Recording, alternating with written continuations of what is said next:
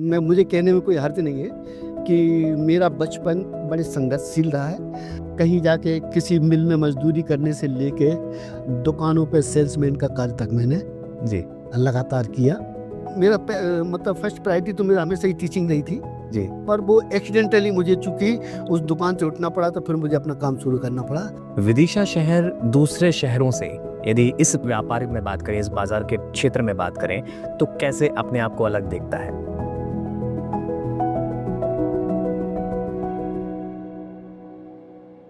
नमस्कार, मैं हूं आपके साथ गौरव शर्मा और एक विदिशा के खास पॉडकास्ट कहें या फिर एक बातों के सफ़र का जो हमारे एपिसोड का नाम है, उसको लेके आगे बढ़ें।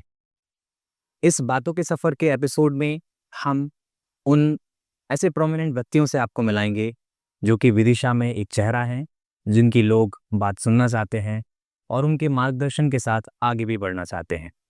आज मेरे इस पहले पॉडकास्ट में एपिसोड 1 में जुड़ रहे हैं राजकुमार सराफ जी, जो कि 1985 के दशक से व्यापार जगत में आ चुके थे और कई ऐसे समाज सेवी कार्यों में भी जुड़े हैं और कई ऐसी पदवी भी हासिल कर चुके हैं, जो कि एक समाज सेवा में बड़ा कार्य कर रहे हैं।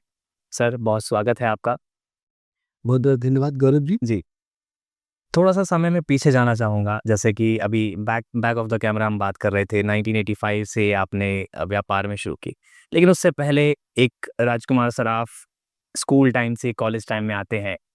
एक गोल की तरफ जाते हैं कि मुझे कुछ आगे करके अपने परिवार के लिए कुछ ख़ास करना है, अपने शहर के लिए कुछ ख़ास करना है। कैसे वो समय को याद करते हैं आप? पहले तो गौरव जी मैं आपको बहुत-बहुत धन्यवाद और साधुवाद इस रूप में देना चाहूँगा कि आपने एक अच्छी और नई शुरुआत की है। निश्चित ही कि पॉडकास्ट के माध्यम से जब आदमी के जीवन के व्यक्तित्व का पता लगता है या उनके संघर्ष का पता लगता है, तो कुछ न कुछ हमारी आगामी पीढ़ी उससे मोटिवेट होती है और कुछ न कुछ उनको फ़ायदा मिलता ही है। इसके लिए आपको बहुत-बहुत धन्यवाद है।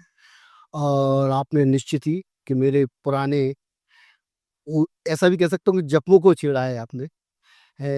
मुझे कहने में कोई हर्ज नहीं है कि मेरा बचपन बड़े संघर्षशील रहा है। हम एक बहुत ही छोटे परिवार से आते थे और अव्यवस्थित परिवार से थे। हमारे पिताजी के पास कोई ऐसा निश्चित काम नहीं था।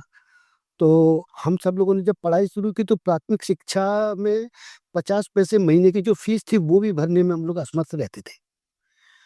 तो किसी तरह से मैंने पहली से चौथी क्लास तक तो मैंने सिवनी में मेरे नाना जी रहते थे, उनके पास अर्जित की। इसके बाद फिर वहाँ से हम लोग विदिशा आए। विदिशा आके 5वीं 6वीं क्लास तक पढ़ा मैंने संघर्ष के साथ।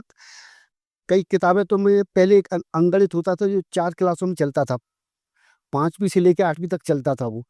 तो वो ₹4 का आता था, वो किताब भी हम नहीं खरीद पाए थे। तो फिर 6वीं के बाद मुझे लगा कि मुझे खुद भी कुछ करना पड़ेगा। तो मैंने पहली घर जाके ट्यूशन शुरू की थी और उस ट्यूशन की पहली फीस मुझे ₹4 महीने मिलती थी और वो ₹4 महीने से मैंने अपनी पढ़ाई की शुरुआत की। किसी तरह से संघर्ष करते-करते ट्यूशन को मैं बढ़ाता गया, 4, 5, 6 ट्यूशन मैंने यहाँ से की और मैंने हायर सेकेंडरी की।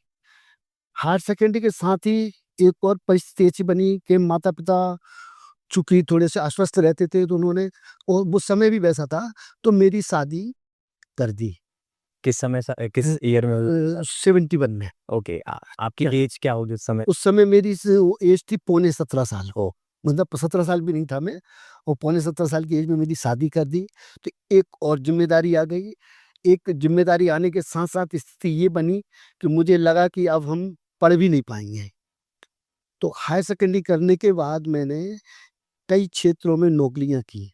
जी, तो उसमें कहीं जाके किसी मिल में मज़दूरी करने से लेके दुकानों पे सेल्समैन का कार्य तक मैंने जी। लगातार किया। और सेल्समैन का कार्य करते स्थिति ये बनी कि हमारे अपने एक साड़ू भाई थे, उनके सराफे का काम था। तो वो चूँकि अलग हुए थे, तो वो उनको थोड़ा-सा अकेलापन महसूस कर रहे थे। तो उन्होंने मुझे इनवाइट किया कि तुम जो दूसरी जगह सेल्समैनी कर रहे हो, मेरे साथ रह के करो, वो पैसे मैं तुम्हें दूँगा। तो उनके यहाँ मैंने ₹75 महीने से नौकरी चालू की। जी, वो 150 मिले, 150 के बाद वो 500 रुपये महीने मिलने लगे थे। मेरी कल्पना में 500 रुपये महीने मेरे लिए पर्याप्त थे, मेरा परिवार भी पर्याप्त चल रहा था। जी। मेरे 3 छोटे भाई थे, वो पढ़ाई कर रहे थे, मेरे लिए वही सौभाग्य था कि वो पढ़ रहे हैं। जी। स्थिति ये बनी कि जिस दिन इंदिरा जी की हत्या हुई, जी। उस दिन मेरे और साड़ू भाई के बीच में थोड़ी-सी बातचीत हुई, चूँकि मैंने वो सराफे का काम उनका जो था उसको पूरे इस ढंग से सँभाल लिया था, चूँकि रिश्ते में तो भाई था, तो वो काम भी मैं ऐसा करता था कि जैसे कि मेरा अपना हो। तो वो ज़िम्मेदारियाँ सँभाल ली थी, तो कहीं थोड़ा-सा विरोधाभास हुआ, जी। तो उस दिन उन्होंने मुझसे अपनी दुकान की चाबी ले ली, ओके। समझे? शायद 31 अक्टूबर की बात रही होगी, इंदिरा जी का 31 अक्टूबर में शांत हुई थी शायद, हाँ? एप्रॉक्स जी, उसी समय। उसी दिन उस दिन मैंने वो दुकान उनकी छोड़ी और फिर उस दिन मेरे मन में आया कि क्यों ना मैं खुद खड़ा हूँ अपने लिए, अपने परिवार के लिए। और तब तक मैं कारीगरी का काम स्वयं सीख चुका था। मतलब ये जो रिपेयरिंग का काम होता है, ये काम मैंने खुद चालू कर लिया था। देख-देख के दूसरों को, जो मेरे यहाँ दुकान पे लोग बैठते थे, वो काम करते थे, उनको देख के सीख लिया था। तो मुझे इतना आत्मविश्वास हो गया था कि मैं ₹100 महीने कमा सकता हूँ। जी। तो मैंने एक किराए की दुकान ली और किराए की दुकान पे अपना खुद का काम शुरू किया। परमात्मा की ऐसी कृपा रही, सब लोगों का ऐसा आशीर्वाद रहा कि पहले दिन से ही मेरा काम चलने लगा। और जो चीज़ मैंने कभी नहीं सोचा था कि मैं कभी विक्रेता बनूँगा या शराब बनूँगा या व्यापारी बनूँगा। केवल दिखाने के लिए तो थोड़ा-सा सामान जो घर का था, हुँ, हुँ। वो वहाँ पे सजा के रख लिया था, तो वही सामान मेरा 1-2 दिन में पूरा बिक गया। वाह! तो ऐसे मेरे सराफे की शुरुआत की और साल 2 साल में मैं उस मोहल्ले का एक स्थापित दुकानदार बन गया। जी। संघर्ष की बात की आपने, एक स्थापना होने की बात की। कभी ऐसा लगा हो अभी तक के जो सफ़र में कि ये काम क्या मैंने सही किया या फिर कुछ और होता तो कहीं और होता? आपने बीच में बात की शिक्षा की भी कि मैं टीचर बनना चाहता था। क्या आपको लगा ऐसा कुछ कभी किसी समय? नहीं, मुझे तो काफ़ी समय तक लगता रहा, अभी 10-20 साल पहले थोड़ा-सा मेरा मन बदला। जी। उस समय तक, चूँकि आपने बहुत अच्छी बात याद दिलाई मुझे, मतलब मेरे अपने जो, जब मैंने टीचिंग चालू की थी, तो मेरे पढ़ाए हुए बच्चे आज एमबीबीएस डॉक्टर्स हैं, कुछ बहुत शहर के नामी वकील हैं वाह! और कुछ अच्छी सर्विसों में ही हैं। तो मुझे टीचिंग मेरा खुद का स्वभाव था, शौक था। तो मेरी अपनी कल्पना तो ये थी कि मुझे मास्टर का नौकरी मिल जाए। पर समय की ऐसी परिस्थिति रही कि मैं कई नेताओं से मिला, कई जगह मैंने विदिशा शहर के कोई ऐसा ऑफिस नहीं है जिसमें मेरी एप्लीकेशन ना लगी हो नौकरी के लिए, कि कोई भी नौकरी मिले लिपिक की, मतलब उस टाइम पे मिल जाती थी। 10वीं पास के बाद नौकरी प्राय मिल जाती थी। तो मैंने तो हायर सेकेंडरी की थी। पर वो जो मेरा सपना था, वो सपना मेरा नहीं हो पाया पूरा, तो मैं दुकानदार भी बन गया था, तब भी मेरा मन तो यही था कि मैं कहीं कोई अच्छा एक टीचर बन जाऊँ, किसी गाँव में रहूँ, झोपड़ी में, जी। और बढ़िया बच्चों को पढ़ाऊँ। और मुझे किताबें पढ़ने का बहुत शौक रहा है। जी। मतलब मुझे कहने में कोई गुरेज नहीं कि कम से कम 2, 4, 5,000 किताबें मैं पढ़ चुका हूँ। इतिहास की कोई किताब ऐसी नहीं होगी, धर्म की कोई किताब ऐसी नहीं होगी, और अपने ही धर्म की नहीं, मैंने दूसरे धर्मों को, बाइबल को पढ़ा है, ऐसे मैंने कुरान तक को पढ़ा है, कुरान भी मेरे पास मौजूद है। तो मुझे ये शौक रहा है और वो शौक मेरा आज तक बरकरार है। तो मेरा मतलब फर्स्ट प्रायोरिटी तो मेरा हमेशा ही टीचिंग रही थी। जी। पर वो एक्सीडेंटली मुझे, चूँकि उस दुकान से उठना पड़ा, तो फिर मुझे अपना काम शुरू करना पड़ा। ऐसे सराफे का काम चालू हुआ। और वो भी मैं दुकानदार कैसे बन गया कि वो समय ऐसा था जब जो मतलब वो अपने नीचे की कास्ट के जो लोग होते हैं, उनको साफ लोग जो है ना, ज़्यादा भाव नहीं देते, तो उनका सम्मान नहीं करते थे। कभी ये छोटे हमालन या ये लोग चली जाती थी, तो दुकानदार दूर बैठा देता था, पाँव के पास वहाँ पे, वहीं से पायल बिछुड़ी दिखाता था, कुछ नहीं करता था। ये मेरे मन में पीड़ा थी। तो मैंने जब दुकान चालू की, तो मैं उनको बड़े सम्मान के साथ बैठाता था और उनको पानी पिलाता था, चाय पिलाता था। उस टाइम पे जो ये शेड्यूल कास्ट होती थी, सफाई कर्मचारी होते थे, इनको लोग पानी पिलाना पसंद नहीं करते थे, कुछ नहीं करते थे। पर मैंने उनको पानी पिलाने, चाय पिलाने चालू किया और उनके दुःख दर्द में शामिल हुआ। उनको 25-25, 50-50 रुपए की ज़रूरत होती थी कि बच्चा बीमार है, दौड़ लगा रहे हैं वो, और पाँव की बिछुड़ी उतार के गिरवी रख रहे हैं, और वो रखने वाला भी इंसान कोई नहीं था।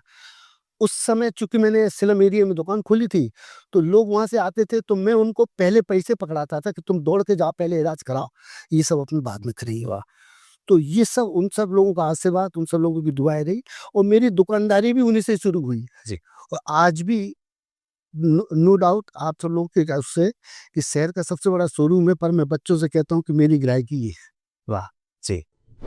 यदि मैं व्यापार जगत में ही बात करूँ तो सोने-चांदी की जो कीमतें हैं, सबसे ज़्यादा निर्भर किस चीज़ पे करती हैं? आज भी लोगों के मन में संशय होता है कि क्या डॉलर यदि ऊपर जा रहा है, तो ये इफ़ेक्ट करेगा प्राइस, या फिर क्रूड ऑयल यदि महँगा हो रहा है, तो ये इफ़ेक्ट करेगा। आखिर सच्चाई क्या है? आखिर किस चीज़ पर निर्भर करती हैं सोने-चांदी की कीमतें या डायमंड की कीमतें? एक तो वैश्विक स्थिति ये है कि स्वर्ण के भंडार कम हो रहे हैं। जी। जैसे दक्षिण अफ्रीका वगैरह जहाँ से स्वर्ण निकलता है ज़्यादा मात्रा में, वहाँ से जो अस्पष्ट खबरें आ रही हैं कि अब वो भंडार बहुत नीचे चले गए हैं और जो वैज्ञानिकों का आधार है कि वो कम होते जा रहे हैं। तो इसका कारण है कि उसके प्रति लोगों का वो बढ़ता जा रहा है। समझे? मेन ये कारण है उसका। जी। बात करें यदि युद्ध की, यूस यूक्रेन या रूस का युद्ध हो, फ़लस्तीन या फिर इज़राइल का युद्ध हो, अभी ईरान पे भी कई सारे हमले हुए इज़राइल की ओर से। क्या इसका इफ़ेक्ट इन बाज़ारों पर आगे चल के पड़ने वाला है? अभी तो ज़्यादा ऐसा कुछ देखने को नहीं मिल रहा है, लेकिन क्या आप भविष्य देखते हैं इस युद्ध के दौर में? 100% इनका वो उस पे भविष्य पे अंतर पड़ेगा, असर पड़ेगा। इसका कारण भी यही है कि यदि हम अपने देश की सुरक्षा के लिए हम कुछ कर सकते हैं, तो औज़ार हथियार भी रखते हैं, तो इनकी भी एक आयु सीमा है। या हम तेल का भंडार भी करते हैं, तो उनके लिए भी बहुत निश्चित जगह और उसकी आयु सीमा है। स्वर्ण एक ऐसा भंडार है कि जो शाश्वत है, हमेशा चलता है। यदि आप पे सोना है, तो आप पे सब कुछ है। फिर आप पे तेल भी है, आप पे खाना भी है और आप पे पानी भी है। क्योंकि आपके पास सोना है तो आपको दुनिया से हर चीज़ मिल जाएगी और आपके पास सोना नहीं है तो आपको कुछ नहीं मिलेगा। क्योंकि प्रत्येक विश्व के कोई सा ऐसा देश नहीं है जिसके मतलब मूलभूत आधार सोना ना हो। जी। सोने की कीमतें लगभग 1 लाख पहुँच गए हैं। आने वाले 1 या 2 साल में जैसे सरकार का भी लक्ष्य है 2047 विकसितशील देशों में चौथी अर्थव्यवस्था हम बन चुके हैं। आने वाले 2 सालों में यदि हम कहें, बहुत कम समय है, तो सोने की, चांदी की या डायमंड की कीमतें आप कहाँ देख रहे हैं? देखिए, डायमंड की कीमत पे ज़्यादा असर नहीं पड़ता है। जी। एक तो इसका विश्व के उसमें बहुत कम मतलब योगदान है। ये लग्ज़रीज़ कहलाती है, तो लग्ज़रीज़ में लोगों को कोई बहुत बड़े इन्वेस्टमेंट में जब जाती है तो उसको रखते हैं। उसका बेसिक आधार ज़्यादा नहीं है, पर सोने का आधार है और वो रहेगा। आगे आने वाले 2 सालों में इसको मतलब आज से कम 25% का उछाल तो देखता ही हूँ। कम से कम 25% का उछाल और प 10-15% का उछाल तो वैसे आ ही रहा है, हर साल आ रहा है, मतलब एक बेसिक उसमें। और जब युद्ध छिड़ते हैं तो नो डाउट कि सोने पे उसका प्रभाव भी पड़ता है, उस पे दबाव भी आता है। ऑनलाइन बाज़ार, कई बार विरोध होता है, कई बार लोग इसको बहुत अच्छा भी मानते हैं। लेकिन क्या इस व्यापार पर भी ऑनलाइन बाज़ार का असर पड़ा है? इस बाज़ार पे ऑनलाइन बाज़ार का असर नहीं है। जी। हाँ, और इसलिए नहीं है कि इसमें इसके साथ रिस्क जुड़ी हुई है, जी। समझे? तो इसका ज़्यादा असर नहीं है। वो एक वर्ग विशेष है हुँ। जो उसमें लगा रहता है, पर एक्चुअल में तो जो सीधा आमने-सामने व्यापार होता है उसी पे। विश्वसनीयता की बात भी करें तो मिलावट कई बार लोगों को अ, कह सकते हैं कि संशय में भी डाल देती है कि कहाँ से एग्ज़ैक्ट सोना खरीदें, बिल्कुल शुद्ध सोना खरीदें। इसको लेके क्या बोलना चाहेंगे कि कैसे आखिर एक शुद्धता की पहचान करें? नहीं, आप तो एक बहुत अच्छी बात निकाली। जी। ये आज से 40-50 साल तक ये समस्या बनी रही। पर मैं गवर्नमेंट आप भारत को भी अपने इंडिया की गवर्नमेंट को, अपने भारत देश की गवर्नमेंट को इसके लिए साधुवाद देना चाहता हूँ, धन्यवाद देना चाहता हूँ, मोदी जी को विशेष तौर पे कि उन्होंने एक मापदंड स्थापित किया है। उस मापदंड को मेरे ज़्यादा अतिशयोक्ति ना हो तो कम से कम 80% व्यापारियों ने अपना लिया है। वाह! तो अब वो जो समस्या थी कि नकली सोना या कम उसका सोना, हुँ। समझे? तो वो समस्या का समाधान एक तरह से निकल चुका है। जी। आज के समय में जो हॉलमार्क हो गया है, वो हॉलमार्क उसी की दिशा में सबसे सुंदर और बड़ा प्रयास है और इससे दोनों तीनों को फ़ायदा हो रहा है। गवर्नमेंट को भी हो रहा है, व्यापारी को भी हो रहा है, साथ में कस्टमर को भी हो रहा है कि उसको भी अब कोई शक नहीं होता है। इस दुकान से खरीद के वो किसी भी दुकान पे जाके बेच सकता है। यहाँ उसकी जो वैल्यू थी, वही वैल्यू उसकी बम्बई में उसको मिलेगी। जी। या वो गुलाब बन जाएगा तो वहाँ भी मिलेंगे। बीआईएस हॉलमार्क कहें या जीएसटी का कुछ प्रभाव भी पड़ा है क्या बाजार पे? कुछ दिन पड़ा था। जी। उसका प्रभाव नो डाउट कि हॉलमार्क का प्रभाव भी पड़ा था, लोग घबराए भी थे, डरे भी थे। फिर धीरे से उस परेशानी से मुक्त हुए और जैसा कि आपने जीएसटी का कहा, तो जीएसटी से पहले बहुत ज़्यादा प्रभावित हुए और हम लोगों के तो खर्च भी बढ़ गए क्योंकि हमें एक पूरा स्टाफ रखना पड़ता है उसके लिए। पर हमें खुशी इस बात की है कि हमारी जीएसटी से हमारा देश आगे बढ़ रहा है, देश विकास कर रहा है, तो हम अपना ही उसको योगदान मानते हैं, तो हम सब व्यापारियों को सहज स्वीकार है। हुँ, हुँ। विदिशा शहर की यदि बात करें, क्योंकि बातों का सफ़र विदिशा से ही शुरू हो रहा है। विदिशा शहर दूसरे शहरों से यदि इस व्यापार में बात करें, इस बाज़ार के क्षेत्र में बात करें, तो कैसे अपने आप को अलग देखता है? नहीं, बहुत अच्छी बात आपने निकाली। विदिशा शहर में ये व्यापार और शहरों की अपेक्षा थोड़ा-सा ज़्यादा अच्छा है। जी। उसका कारण है कि विदिशा शहर में कोई फैक्ट्रियाँ नहीं है, पर ये विदिशा शहर किसानों से जाना जाता है। जी। यहाँ पे अनाज की जो उपज है, सबसे अच्छी क्वालिटी की बहुत ज़्यादा मात्रा में है। हुँ, हुँ। तो किसानों के पास पैसा है। अच्छा, किसान अपने पैसे का यदि सबसे पहला कहीं उपयोग करता है, तो वो आभूषणों में करता है। जी। वो आभूषण उनके जातिगत भी सिंबल है, उनके जीवन का भी सिंबल है, उनके परिवार का भी सिंबल है। इसलिए शादी-ब्याह में उनको ज़ेवर खरीदना ही होता है। इस रूप में यहाँ पे और मतलब प्रदेश के जिलों की अपेक्षा व्यापार अच्छा है। बात करें व्यापार में एक लंबा अनुभव लेके आप आए हैं। कई बार ऐसी भी चीज़ें होती हैं कि कुछ यादगार पल हमेशा ज़िंदगी के साथ जुड़ा रहता है व्यापार क्षेत्र में। कुछ ऐसा अनुभव आपके साथ हुआ हो, किसी ख़ास डिज़ाइन की माँग हो या कुछ ऐसा हुआ हो जो अभी तक आपको कहीं न कहीं वो पिंच करता है कि यार ये ऐसा हुआ था कभी? यानी बहुत अच्छी बात आपने निकाली है कि एक साउथ के मतलब इनकम टैक्स इंस्पेक्टर आए हुए थे और उनकी पत्नी एक लॉकेट पहने थी और वो लॉकेट उनकी मतलब सामाजिक प्रथा से या उनकी पारिवारिक प्रथा से और या कोई धार्मिक प्रथा से जुड़ा हुआ था और वो टूट गया। ओह! टूट गया तो वो पूरे विदिशा में सभी व्यापारियों के गए, सब कारीगरों के यहाँ गए कि इसको हमें दूसरा बना के दे दो। चूँकि वो समय ऐसा था कि उस समय ज़्यादा मशीनें नहीं थी, साधन नहीं थे। अच्छा, वो एक मतलब उसका एक वो होता था मतलब जिसको हम कहें एक ठप्पा टाइप कहलाता है, उस बगैर ठप्पे के वो बन नहीं सकता था। तो वो गुमगाम के यहाँ विदिशा के जो सबसे बड़े मतलब सराफा व्यापारी उनके यहाँ पहुँचे। अब उनको उन्होंने प्रेशर देके कहा कि आपको तो बनवा के देना है। तो अब उनको लगा कि मैं इसका क्या करूँ? जी। कैसे बनवाऊँ? जब जो चीज़ है ही नहीं, ठप्पा ही नहीं, तो मैं कैसे बनवाऊँ? तो वो अचानक उनका मेरे पास से वहाँ से निकलना हुआ, तो ऐसी बातचीत में उन्होंने कहा, यार बड़ी परेशानी है, ऐसी-ऐसी दिक्कत है।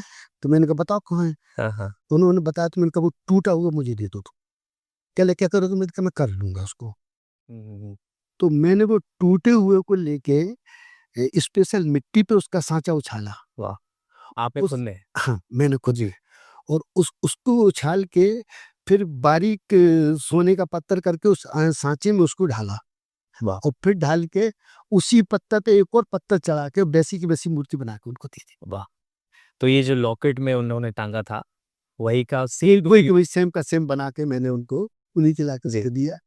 तो वो एक यादगार पल था इस रूप में भी कि सब लोग उससे बाहर हो चुके थे वहाँ आश्चर्य हुआ होगा पे। कैसे बनाया आपको उनको उसको? भी लगा जी। कि ये तो वहीं पे मिलता है, यहाँ कैसे? तो वो कह रहे साहब वो तो करवा दी। तो ये एक छोटी-सी बात थी, हालाँकि जी। कोई बड़ी बात नहीं आज के समय में होती है। जी। तो जो डिज़ाइनिंग का कार्य है, अब आपकी तो एक ख़ास अच्छी टीम हो गई है। डिज़ाइनिंग के क्षेत्र में कैसे आप आगे बढ़े? कैसे आपने टेक्नोलॉजी को अपनाया? कैसे आखिर सोचा कि ये डिज़ाइन ऐसी यहाँ लानी चाहिए? आपने ये जो जैसे ये साँचे की बात की, तो अनुभव कैसे आया कि हम कुछ ख़ास यहाँ विदिशा में दे सकते हैं? ये बहुत अच्छी बात कही आपने। मैं क्या मेरा पढ़ने का हमेशा शौक रहा है जी। और मैं निरंतर प्रतिदिन मैं अखबार, पेपर ये सब पढ़ना, किताबें पढ़ना। तो मैं ये जानता था कि जो जीवन में परिवर्तन के साथ नहीं चलेगा, है। वो पीछे रह जाएगा। जी। तो मैं इनको पढ़ता रहता था, देखता रहता था। चूँकि पूँजी का अभाव था पर चॉइस थी मेरे पास। जी। तो मैं जब किसी सामने वाले व्यापारी के यहाँ जाता था तो मैं उस चीज़ को पसंद करता था जो अगले 6 महीनों में या साल भर में बिकने वाली है और लोग उसको लेते थे जो उस समय चल रही है। पर मैं उन्हें पसंद करता था और उसी का कारण था कि मैं अक्सर क्या होता है कि एक व्यापारी कोई मान लो 10 किलो माल लाया है तो उसका 7 किलो माल तो बिक जाता है। 3 किलो माल उसका रुक जाता है क्योंकि वो डिज़ाइन तब तक पुरानी हो चुकी होती है। ओके। पर उस समय मेरे साथ ऐसा होता था कि मैं ये 10 किलो माल लाया हूँ, तो मैं 9.5 किलो माल वो बेच लेता था, क्योंकि मैं थोड़ा-सा एडवांस टेक्नोलॉजी के माल, एडवांस डिज़ाइनों के माल को लाता था और वही व्यवस्था मेरी आज भी है कि विदिशा में मैं बॉम्बे लेवल की डिज़ाइनों को उपलब्ध करा रहा हूँ और ये मेरा कहना नहीं है, इंदौर, भोपाल से जो कस्टमर आते हैं, ये उनका भी स्वीकार भाव है, वो कहते भी हैं। परखना कैसे होता है? जैसे आपने कहा कि 6 महीने या 8 महीने आगे की आप सोच को लेके आगे बढ़ते हैं। लेकिन परखना कैसे कि उस समय क्या डिमांड रहेगी? क्योंकि ये ब व्यापार तो ऐसा है कि यदि एक डिज़ाइन आज आई है तो कल हो सकता है दूसरी नई डिज़ाइन आ गई हो। परखते कैसे हैं आप, यदि कुछ एक टिप देना चाहें जो युवा इस व्यापार में आने वाले हैं उनके लिए? नहीं, उसके परखने में क्या रहता है कि आज की जो जनरेशन है आपके पास आ रही है, जी। तो हम उनसे भी बात करते हैं। हम केवल ये नहीं करते कि हम बिज़नेस भी करते हैं। हम उनके जीवन के, उनके आगे बढ़ने के, उनकी नौकरी के, उसके बारे में बात करते हैं, हुँ, हुँ। तब उनकी सोच का पता चलता है। और हम उनसे भी फीडबैक लेते हैं कि आगे आप यदि इसमें कुछ मोटिवेशन करना चाहते हैं तो क्या करवाना चाहते हैं या कैसे करवाना चाहते हैं। तो इन सब चीज़ों को हम इंक्लूड करते रहते हैं, जोड़ते रहते हैं और तब हम सोचते हैं कि भविष्य में हो सकता है कि इसके बाद ये डिज़ाइन आएगी या ऐसा चलेगा। अ, इंडस्ट्रीज़ विदिशा में इतना आपने अभी बोला कि नहीं है, लेकिन विदिशा का नाम बहुत आगे है। आप लगभग कितने लोगों को रोज़गार से जोड़े हुए हैं और क्या ख़ासकर उनको आप स्किल देकर आगे भी उनका एनहांस कर रहे हैं टेक्नोलॉजीज़ को, उनकी स्किल्स को? न देखिए सराफा व्यापार में ज़्यादा लोग नहीं जुड़ पाते जी। हैं, क्योंकि सराफा व्यापार करने के बाद आप सब दूसरे व्यापारी पर निर्भर हो जाते हैं, मैन्युफैक्चरों पे, तो उन लोगों के पास जुड़े रहते हैं। पर ये ज़रूर है कि जो मैं अकेला कहीं किसी दूसरे के यहाँ सेल्समैन के रूप में नौकरी कर रहा था, जी। तो आज मेरे यहाँ कम से कम 20 से 25 लोगों का खुद का स्टाफ है और 20 से 25 कारीगर जो हैं, मेरे और मेरे सराफे की दुकानों से जुड़े हुए हैं और जिनसे उनका बढ़िया शानदार जीवन यापन चल रहा है। युवा जो इस क्षेत्र में आना चाहते हैं, ख़ासकर बिल्कुल नए या फिर कहें कि एक हायर एजुकेशन से बढ़ने के बाद इस व्यापार क्षेत्र में अपना गोल देख रहे हैं, भविष्य देख रहे हैं, उनको शुरुआत कहाँ से करनी चाहिए? कैसे आखिर वो आगे बढ़ें? यदि पूँजी नहीं भी है और है भी, तो उनके लिए कुछ संदेश? देखिए, मैं आज की परिस्थिति में ये ऐसा नहीं समझ पा रहा हूँ कि युवा लोग सीधे इससे आगे आ सकते हैं। वही युवा आगे आ सकता है जिसके पीछे एक पूँजी का सपोर्ट है। क्योंकि आज के समय में मेरा एक समय था, उस समय लोग चाहते तो हाथ-पाँव से भी काम चालू करते, तो वो आगे बढ़ सकते थे। पर अब विदाउट पूँजी के सराफे का काम संभव ही नहीं है। हुँ, हुँ। बल्कि इसके कारण आपने एक दुखती रख पे हाथ रख दिया कि कुछ पुराने दुकानदार हैं, कुछ पुरानी दुकानें वो धीरे-धीरे बंद होने की कगार पे या बंद हो गई हैं। वो कारण उनका केवल इतना सा है कि वो आज के समय के हिसाब से व्यापार को मेंटेन नहीं कर पा रहे हैं, स्टॉक को मेंटेन नहीं कर पा रहे हैं। एक समय था कि पहले कोई मतलब ग्राहक आता था, अपना सोना दे जाता था बनने के लिए, वो 1 महीने बाद उठा के ले जाता था। जी। समझे? हुँ, तो उस समय हमें पूँजी की ज़रूरत नहीं थी, उसी का माल बना के और हम कमा के उसको दे देते थे। हुँ। आज स्थिति ये है कि हम अपना माल देते हैं और उसका पेमेंट भी कभी-कभी वक़्त आता है तो 1 महीने बाद आता है। तो आज पूँजी बहुत ज़रूरी है और इतना महँगा सोना के हिसाब से यदि कोई एक छोटी-सी दुकान भी डालता है तो उसको 10, 20, 25 करोड़ रुपए चाहिए। तो इसमें ऐसी संभावना बिल्कुल भी नहीं है। हाँ, ये तो पारिवारिक रूप से चला आएगा या उनके परिवार का कोई स्टेटस ऐसा है, उन परिवार के दूसरे और बैकग्राउंड ऐसे, तो वो वहाँ से ऐसे आ सकते हैं। वैसे सीधे जो हम देखते हैं तो वैसे आना हाँ, वो आ सकते हैं, काय में आ सकते हैं कि वो डिज़ाइनिंग में जा सकती है या और दूसरे उसमें जा सकती है। व्यापार में नहीं जा सकती। ज़्यादा डिज़ाइनिंग के लिए भी क्या कुछ ख़ास कोर्सेज़? डिज़ाइनिंग के लिए इसके कोर्स होते हैं। जी। सरकार की तरफ से भी कोर्स चालू किए गए हैं और हम लोगों की इंडस्ट्री की तरफ से भी अलग-अलग मैन्युफैक्चरिंग के वो चल रहे हैं, अलग-अलग कोर्स है तो वो कर सकते हैं। उसको तो डायमंड कटिंग से लेके जी। और स्वर्ण के हज़ारों तरह के जो जेवर, हज़ार तक की जो डिज़ाइन है, उनकी अलग-अलग मैन्युफैक्चरिंग यूनिट्स हैं, वहाँ पे जाके वो उसका प्रशिक्षण ले सकते हैं और वहीं पे उनको रोज़गार भी मिल जाता है। जी हाँ। कुछ चुनिंदा हब ऐसे लोकेशंस कहीं पे इंडिया में? ऐसी मतलब विशेष स्थापित तो नहीं है, पर बहुत सारी ऐसी है, जैसे सूरत में चले जाते हैं आदमी, समझे? पन्ना से डायमंड के लिए काफ़ी सारे लोग आ गए हैं ना? सागर में बहुत अच्छा मतलब अपन यदि मध्य प्रदेश की बात करें तो चांदी का बहुत अच्छा कारोबार है उसपे, है ना? तो ऐसी जगह पे बात है। और लोकल में तो प्राय जितने सोनी रहते हैं, उनके परिवारों में रहते ही हैं सर, तो वहाँ बैठ के सीख ही सकते हैं कि विशेष उपलब्धि। तो वो ज़रूर आपके पॉडकास्ट के माध्यम से बताना इसलिए चाहूँगा मैं कि स्वर्णकार समाज में एक विषमता थी कि कई वर्ग थे और कई वर्गों ने अपने-अपने पितृ-पुरुष बना रखे थे। जब मैं इस लोगों को इकट्ठा करना चाहता था तो उन्होंने कहा नहीं, ये तो अजमेर जी को मानने वाले हैं, तो वो अम्बरीश जी वाले नहीं आते थे, अम्बरीश जी को मानने वाले वो नहीं आते थे। ये छत्तीस स्वर्णकार हैं, ये मेड़ समाज है। तो ये विचार आते-आते फिर मैंने देखा कि बसंत पंचमी का उत्सव होता है। बसंत पंचमी को सरस्वती जी का प्राकट्य माना जाता है। सरस्वती जी कला की देवी मानी जाती हैं और स्वर्णकार कला का पुजारी माना जाता है। तो मैंने एक प्रस्ताव पास किया है कि बसंत पंचमी को स्वर्णकार दिवस घोषित किया जाए वाह! और सरस्वती देवी को सभी स्वर्णकार पूजन करें उस दिन। चाहे वो अजमेर जी को मानते हो, अम्बरीश जी को मानते हो, जाजू जी को मानते हो, कोई-कोई मानते हो, जिसको भी मानते हो, पर सब लोग उस दिन एक दिन इकट्ठे हों और उस दिन माँ सरस्वती का पूजन करें, माँ आरती करें, उनके जुलूस निकालें और उस दिन सब इकट्ठे हो जाएँ। ये एक छोटा-सा काम मैं जो है वो कर पाया हूँ। जी। समझे? तो ये मेरा चल रहा है। तंग से आप जब जुड़े थे, तो एक दिन का समय था कि आपने घर ही फ्री सैलरी को दे दिया था, उस महीनों सालों के लिए, तो वो क्या कहेंगे, वो क्या था? संघ का से मेरा बचपन से जुड़ाव रहा है। मतलब मैंने आँख खोली है, तो चूँकि हमारे मौसा जी यहाँ संघ के संस्थापक रहे हैं, कुंदन लाल जी सोनी, ये सब जानते हैं। राघव जी भाई से भी के भी पहले से वो यहाँ पे रहे हैं। यहाँ पे शाखाएँ भी लगाते थे, हम उनके साथ शाखाओं में जाते थे। फिर एक समय आया कि हम संघर्ष में आए, अपनी दुकानदारी ये सब देखने लगे। मैंने खरी फाटक पे एक मकान खरीदा हुआ था। तो संघ को अपना खुद का वो बनाना था ऑफ़िस। हुँ। उन्होंने ज़मीन खरीद रखी थी, उसको बनने में देर हो रही थी, तो संघ के लोग मेरे पास आए। उन्होंने कहा आपका ये मकान है, आप कुछ दिनों के लिए, साल 6 महीने के लिए हमें दे दो, तो जब तक वो बन जाएगा तो हम उसमें शिफ्ट हो जाएँगे। तो मेरे लिए गर्व की बात थी, खुशी की बात थी। समय ऐसा लगा कि 5-7 साल लग गए उसमें उनको वहाँ पे, और उसके कारण से मेरा अपना शोरूम खोलना भी लेट हो गया। पर मुझे कोई दुःख नहीं है, मुझे खुशी है। आज हमारा संघ अपने खुद के वहाँ पे आर्यन विहार में बना हुआ है हुँ, हुँ। और वहाँ से जाके सीधे फिर वो वहीं शिफ्ट हुई थी। वाह! जी। तो ये थे हमारे साथ राजकुमार जी, जो कि पिछले लंबे दशक से, लंबे सालों से व्यापार जगत में, समाज सेवा में जुड़े हुए हैं। चर्चाएँ इस बातों के सफ़र में ऐसे ही जारी रहेंगी। कई और विद्वानों के साथ, कई ऐसे प्रोमिनेंट फेसेस के साथ हम फिर हाज़िर होंगे। नमस्कार।